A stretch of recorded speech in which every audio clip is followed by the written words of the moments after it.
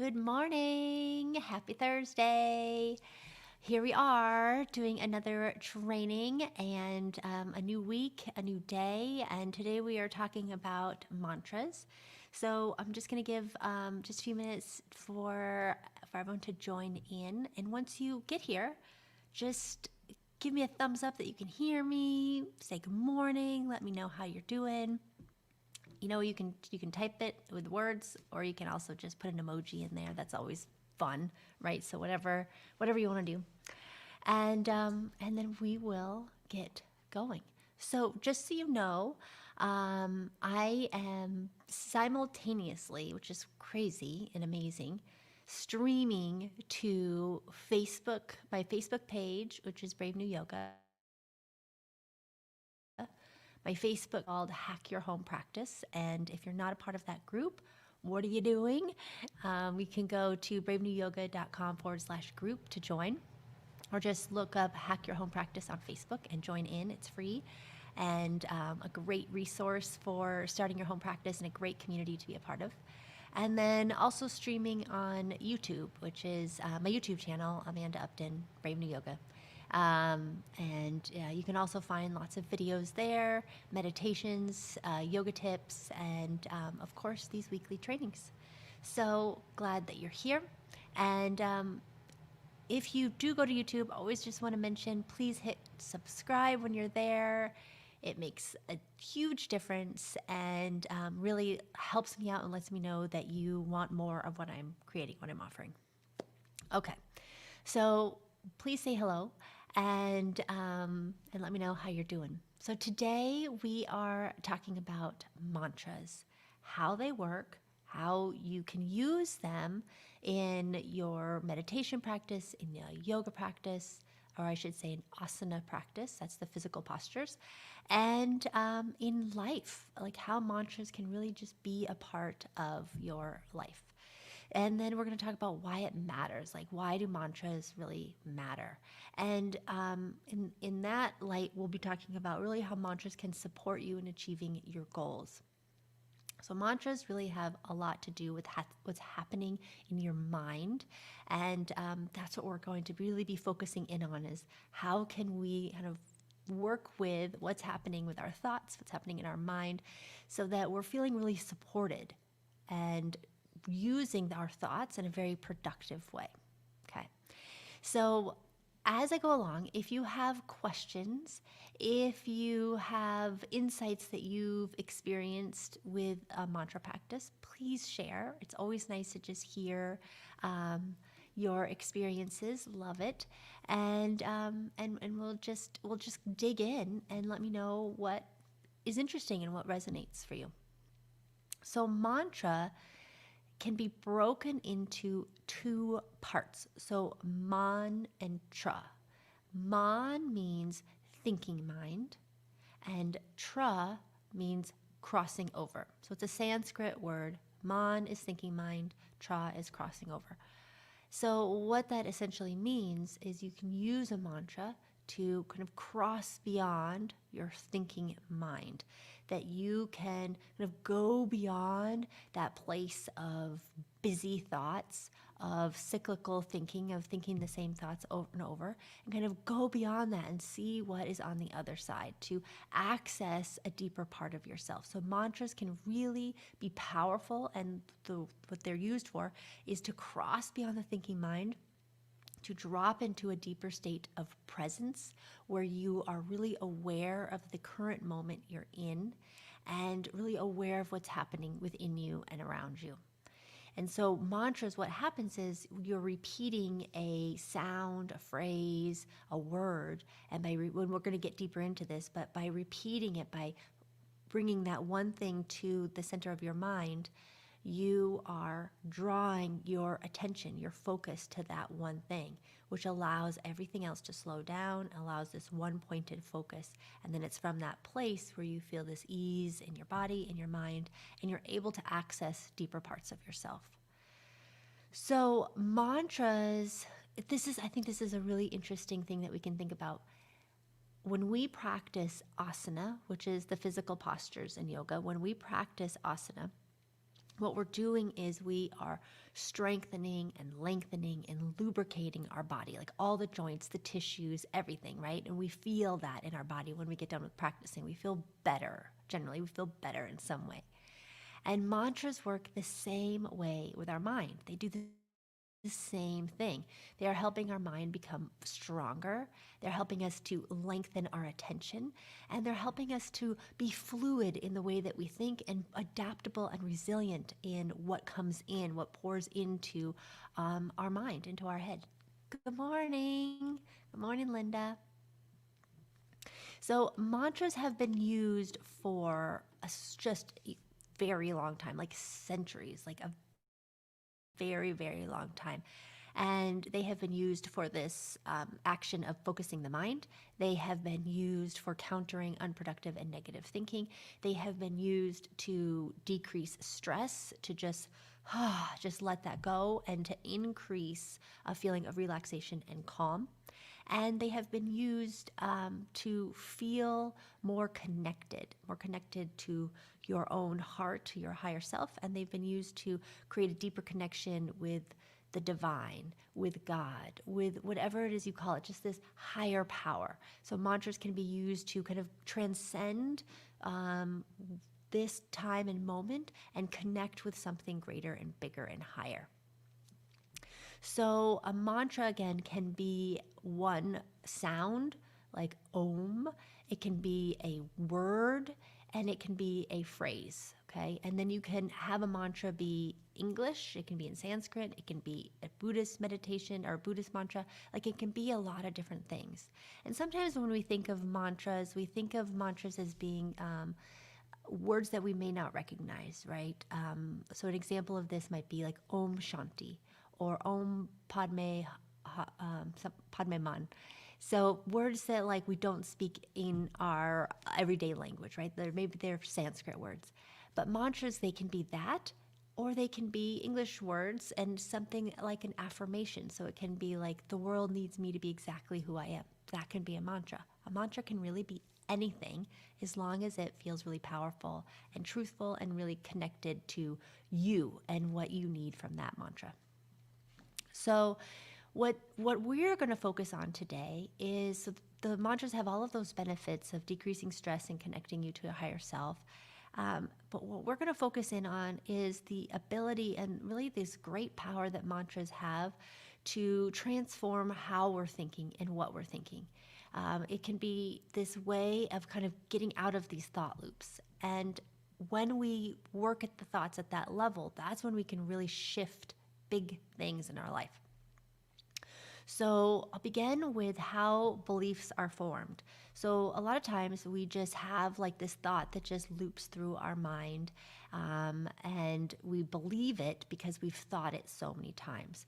And what happens is, when we've thought a thought so many times, we form this really deep groove in our brain, and the brain just knows that thought so well. It has this very clear path in the brain that it's just this deep groove, and it actually then becomes this belief. Like, we believe this thing. So it might be like, a thought might be, I can't make money, I'm fat, I'm unworthy, I've never been able to do that, along those lines. And they can also be like, I'm capable, I'm independent, I'm financially abundant.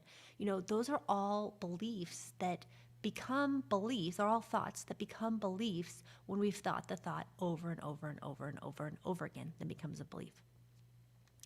So a belief often feels like a truth. It often feels like, no, that's just the way it is. But what happens is that our brain is like a belief engine. That what we will do is, we'll take a thought, we'll think it over and over and over and over again until it becomes a belief. And then what we're doing in that process is we're looking for evidence to say, yes, see, that thought is true. See, that belief is true. And then we believe it even more. Whatever the thought is that we're repeating over and over and over again in our mind, consciously or unconsciously, right? We look for evidence of that being true. So our brain is this belief engine. It really wants to it's always seeking to find meaning in information. It's always seeking to find meaning in the thoughts. And so the way in which it does that is it looks for evidence out in the world from other people, from social media, from news, whatever. So then we're like, yes, right. And so we can find evidence for the thought, I'm not worthy. We can look for evidence of that in our relationships, in social media, in our work environment. And if we have the thought and the belief that I am worthy, then we look for evidence to support that. So whatever the belief is that we take in, we look for evidence to support it so that we feel and our brain feels justified in believing it. And we feel it, we take it in, and we believe it as real. So you can feel that maybe you have this recurring thought, this recurring belief that you can't manage time well, that you've never been able to achieve your goals, that you've never been able to hold a job for very long, or you've never been able to make the money that you want. So those are just thoughts that have been thought so many times, they're now a belief, and that you've looked for evidence to support that so it becomes even more ingrained in you. So I'm sharing all of this because mantras help you to kind of reset the course. They help you to look at it in a whole different way. So when you have a mantra, you are introducing a brand new thought into your brain. And when you repeat the mantra over and over in one sitting, or over a course of a day or weeks or months or years, you are training your brain to receive that thought and make meaning of that thought and find evidence for that thought so that it becomes the belief. So the belief of I can't manage my time well becomes, non-existent because you've trained your brain to believe that you can manage your time well. So your mantra could be, I am productive with my time. You can have that be your mantra all day long. And what it's doing is you're resetting the thoughts. You are creating a new belief. You are creating another groove in your brain. And you are then looking for evidence of that in your life. So what can be interesting is to just do an experiment of this and, see if there's a thought that kind of is always lingering about, like, I can't do this, I don't know how to do this. And notice, maybe you'll be able to kind of step away from that thought as you move through your day and just observe how you look for evidence of that, how when somebody says something or something happens that you feel justified in that thought and you go, yeah, that's it, that's right, that's why I don't do this. And we all do this, right? And the practice is to catch ourselves in it and be like, oh, I'm just wanting that to be true to support this thought that I have that, I've had for a very long time. So mantras really help to bring in something new to our brain, something that's more productive, something that's more proactive, something that's more positive, something that is more life-giving. So we generally choose mantras when we are doing a mantra practice, whether it's in meditation or it's in our asana practice or it's during the time when we wash dishes or drive somewhere. We're choosing mantras very consciously. Oftentimes through our days, we are just have these thoughts coming in. We're not super selective with our thoughts. We allow other people's thoughts and beliefs to become our own. We take them in as truth without questioning them. And the practice of selecting mantras is a very conscious practice. You are selecting a thought that you want to think. You are selecting a thought that you want to become a belief. And you are being very choosy. And you're saying, this is the thought I want to think over and over again till it becomes a belief, because I know this is going to serve me really well. Because what we think informs how we feel, informs our feelings. Our feelings create our actions, and our actions create our results. So whatever we think is going to result in something in your life. So if you think the thought, I can't manage my time, you look for evidence of that, you have a feeling of being incapable or lack confidence or just unorganized, you have those feelings of just like, ugh, like I'm not good at any of that stuff. and then you create actions where you don't organize your time, you are not keeping track of your time, you don't use a planner, right? Then the result is your time is not managed well. If you have the thought, I am really productive with my time, you have a feeling of like, I can do this, a feeling of confidence, of capability, then your actions are planning your time, organizing, using your calendar, showing up on time. And the result is your time is better managed, you get more done, you're more productive, you're more efficient. Okay? So whatever you think is going to lead to a feeling, which is going to lead to an action, which is going to lead to a result. So when we consciously choose our mantras, we're consciously choosing a thought that's going to lead to the result that we want to have in our life. So if you're really wanting to feel worthiness, if feeling not good enough is something you experience on a regular basis, then we want to choose a mantra that supports the feeling of feeling enough. Like it could simply be, I am enough. And then the feeling, the action, and the result will come from that thought. If we constantly think I'm not enough, then we're going to have results that are that aren't what we want, right? And what's interesting is you can look around your life and everything you see in your space, the space you're in right now, the actual physical space, the circumstances within your life, like your job, your amount of money in your checking account, the food in your fridge, vacation plans, those are all results that came from a thought. All of the things you see in your life, those are results that came from a thought. So first you had the thought that produced a feeling that created an action that created a result. So when we use mantras, we're starting at the very beginning of that chain so that we can have the feeling that's really going to drive the action that we want to take, the actions that we want to take, and the results that we want to have. So again, you want to be choosy with your mantras.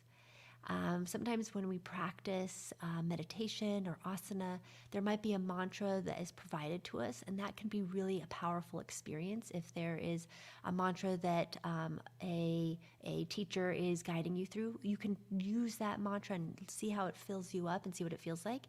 You can also just be really like, I am going to sit down and think about what is the mantra, what is the thought I want to practice, okay? So what is it that's going to make the most sense to me? And then you can decide really kind of how you want to work with your mantra. So I think it's really effective to have a mantra, to sit down, I should say, and just kind of jot down some ideas.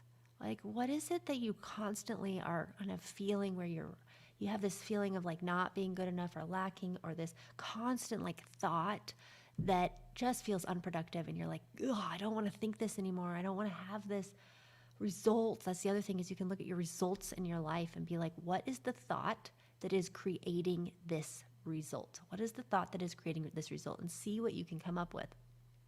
Now, this whole thing is a practice, right? This is something that we can work on for a very long time. I've been working on this for a very long time myself, and it's every day is a practice of showing up and doing the work of remembering what it is I want to be thinking, what is the most productive way for me to be thinking, what supports me and other people in my life, and the results that I want to have in my life. So it's being really on top of your thoughts. So you can think about, what are the results I want to have? What's the thought that's going to that's going to create that result? And what is it that I just want to be thinking on a regular basis? And you're going to write that down. And you can work with the same mantra over and over and over again. The important thing is to pick a mantra that really resonates with you. So if you are feeling like you're so busy and you can't seem to slow down, and you just keep saying yes to all these things in your life, and you're feeling like, my plate is so full, maybe your mantra is less is more. Something really simple. Less is more. Just reminding yourself that you don't need more to do, or more things in your life. You need less. And then that can prompt you to say no more often to the things you don't really want, and yes to the things that really matter, right? And I'll help you create the results that you want. So I'm going to give you some other examples. And if any of these resonate, just let me know. And if there's a mantra that you come up with, just let me know if what yours is. So you want to make sure that your mantra is short and sweet, and it sums everything up. So you want to think about when you create a mantra that it's a mantra that you can repeat to yourself as you breathe in, and a mantra you can repeat to yourself as you breathe out. Breathe in the mantra, breathe out the mantra. So short and sweet. Anxiety is contagious, and so is calm. I'm just going to go through the examples. Anxiety is contagious, and so is calm. May my heart be kind, my mind fierce, and my spirit brave. The world needs me to be exactly as I am. I love that one. The world needs me to be exactly as I am. Less is more. I give myself permission to slow down. I give myself permission to slow down. I am enough.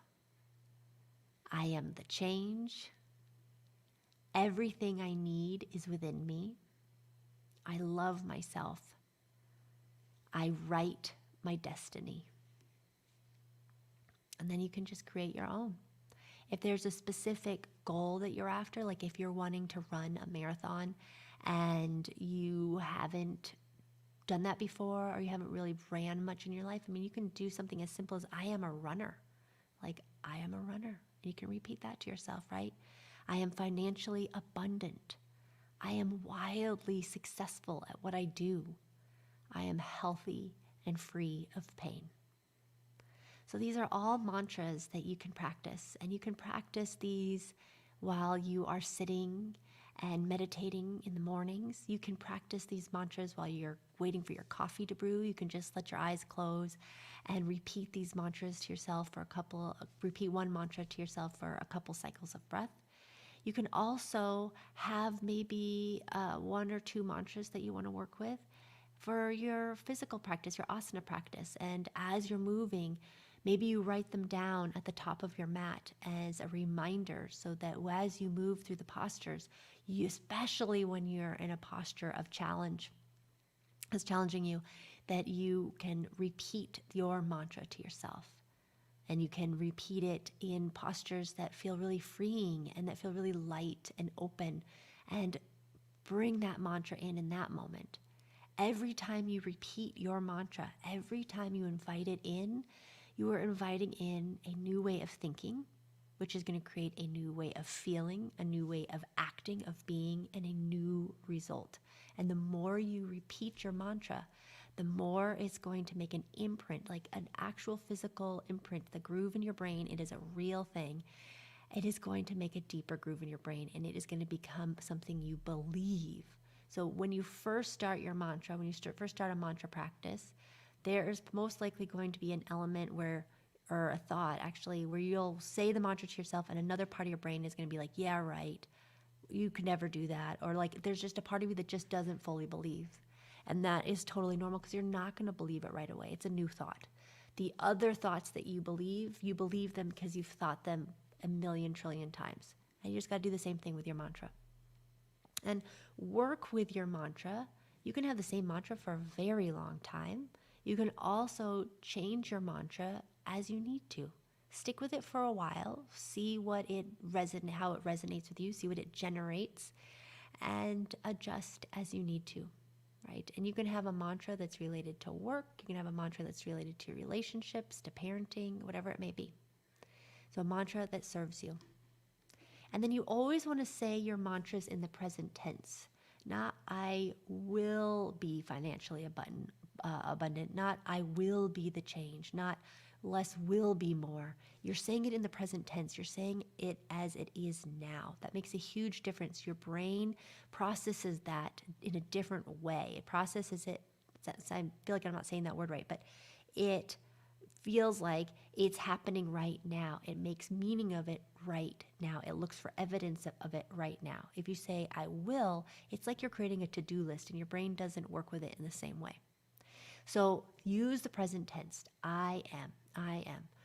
So as you look at your goals, the last few weeks we have focused on creating intentional goals and achieving intentional goals. So look at how could my mantra support the goal work that I'm doing. So you can look back at your goals and just see like what's the thought that would really serve me as I go into this new year, as I focus in on doing this new thing or generating this new thing or experiencing this new thing in my life. What thought is going to serve me? What thought is going to keep me on track? What thought is going to remind me that I can do this thing that's hard? And what thought is going to remind me of the result that I want to have? And just brainstorm it, just like see what comes up.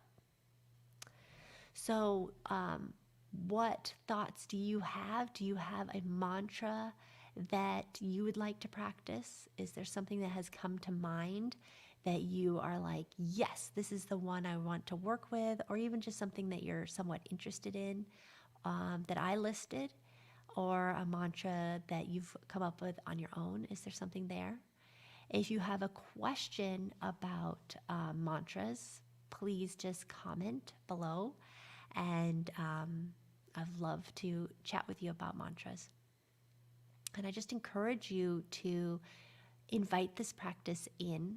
So in my membership, in the Brave New Yoga membership, we've been working with mantras this week. We did a mantra meditation using the mantra So Hum, which is a really beautiful mantra that reminds us that we are deeply connected to all beings everywhere.